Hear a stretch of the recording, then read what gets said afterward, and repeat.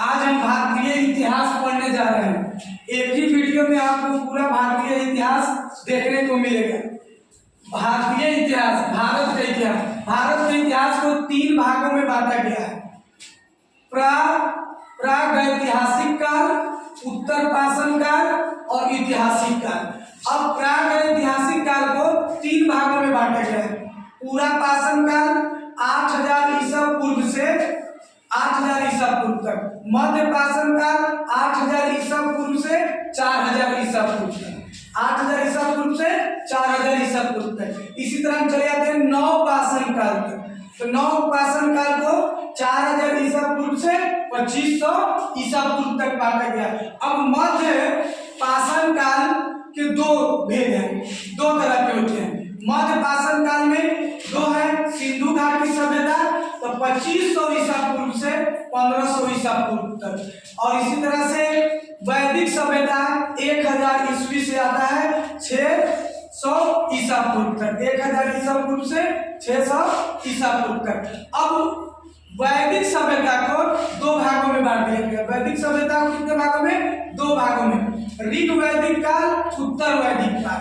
ऋग वैदिक काल 1500 ईसा पूर्व से 1000 ईसा पूर्व तक समझा जाता है। उत्तर वैदिक काल 1000 ईसा पूर्व से 600 ईसा पूर्व तक समझा जाता है। अब हम चले आते हैं ऐतिहासिक काल। ऐतिहासिक काल को 3 भागों में बांट दिया गया है। प्राचीन भारत का इतिहास, प्राचीन भारत का इतिहास जो है 600 ईसा पूर्व से 712 तक हम अध्ययन करते हैं। इसी तरह से 712 में सबसे पहले अरब के आक्रमणकारी मोहम्मद बिन कासिम ने भारत पर आक्रमण किया था। प्राचीन काल का इतिहास कब से कब तक होता है? 600 ईसा पूर्व से 712 ईसा पूर्व तक। अब चले आते हैं मध्यकालीन भारत के इतिहास। अब ये होगा 712 ईसा पूर्व से 707 ईसा पूर्व तक।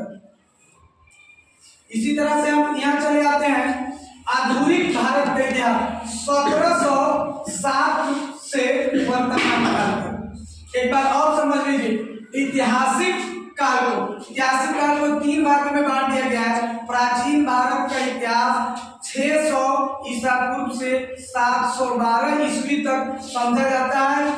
मध्यकालीन भारत का इतिहास 612 ईस्वी से 1707 ईस्वी तक समझा जाता है।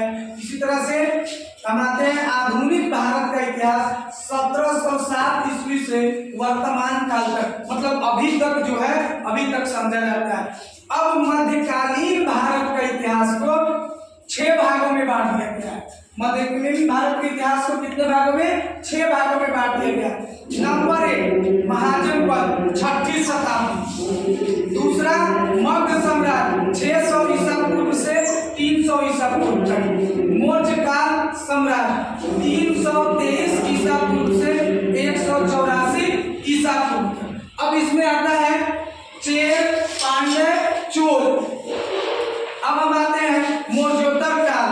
मौर्योत्तर काल में 184 ईसा पूर्व से 319 ईसा पूर्व तक होता है।